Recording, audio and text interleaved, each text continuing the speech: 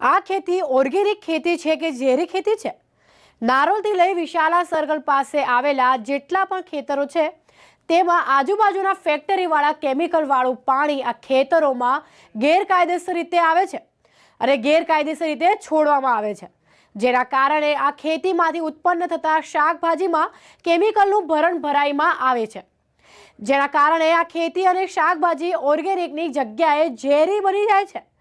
ખરેખર તો આ પાણી આજુબાજુની ફેક્ટરીવાળા ગેરકાયદેસર રીતે આ ખેતરોમાં છોડે છે, જેના કારણે સીધી રીતે સ્પષ્ટ થાય છે કે અમદાવાદ મ્યુનિસિપલ કોર્પોરેશન સત્તાવાળા તેમજ પોલ્યુશન કંટ્રોલ બોર્ડના અધિકારીઓની મિલીભગત સ્પષ્ટ રીતે દેખાઈ આવે છે। આના કારણે નાગરિકોને ગંભીર પ્રકારના રોગો થવાની શક્યતાઓ છે। આવનારા દિવસોમાં શિયાળા જેવી ઋતુ આવે છે ત્યારે આવા ગંદા પાણીથી બનાવેલું કે ઉત્પન્ન થયેલું શાકભાજી નાગરિકોને પારાવાર નુકસાન પહોંચાડી શકે એમ છે। આના જવાબદાર કોણ? એક મોટો પ્રશ્ન થાય છે। નમસ્કાર દર્શક મિત્રો, હું છું કુમાર બારોટ ને આપ જોઈ રહ્યા છો ન્યૂઝ ફોર ઇન્ડિયા। અત્યારે ન્યૂઝ ફોર ઇન્ડિયાની ટીમ એક એવી જગ્યાએ આવી છે કે જ્યાં સામાન્ય રીતે શાકભાજી ઉગાડવામાં આવે છે। હવે શાકભાજી ઉગાડવું ખેતરોનું આવી કોઈ વાત હોય તો કોઈ મોટી વાત નથી, પરંતુ જો આ શાકભાજી ગંદા પાણીમાં ઉગાડવામાં આવતા હોય તો શું કહેવું?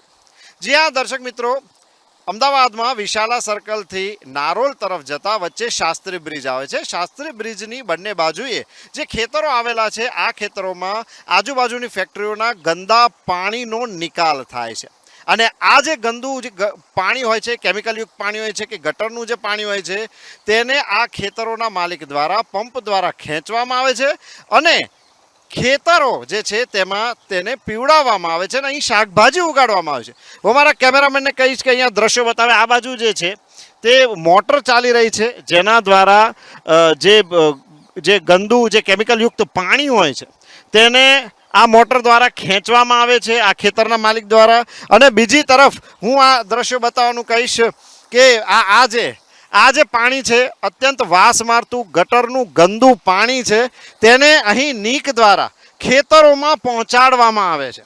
તો આ એક કહી શકાય કે કોર્પોરેશનની અંડરમાં આવતો એરિયા છે, છતાં પણ કોર્પોરેશન અને ગુજરાત પોલ્યુશન કંટ્રોલ બોર્ડ કશું જ કરી નથી રહ્યું તેવું આપણને લાગી રહ્યું છે। મારી પાછળ જેટલા તમને ખેતરો દેખાય છે, જે કોઈ આ ખેતરો છે, જે દૂર દૂર સુધી જ્યાં નજર જાય ત્યાં સુધી ખેતરો જ ખેતરો છે, આ દરેક ખેતરોમાં આ કેમિકલયુક્ત ગંદુ પાણી જે છે તે ઠલવવામાં આવે છે। આ ખેતરોમાં તેના વડે પિયત કરવામાં આવે છે અને આ શાકભાજીને ફળો મારા ને તમારા સુધી પહોંચાડવામાં આવે છે।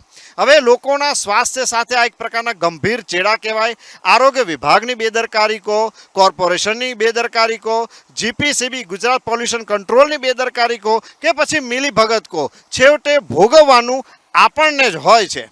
કેમેરામેન સુધીર સાથે Kumar Barot, news for India, Ahmedabad.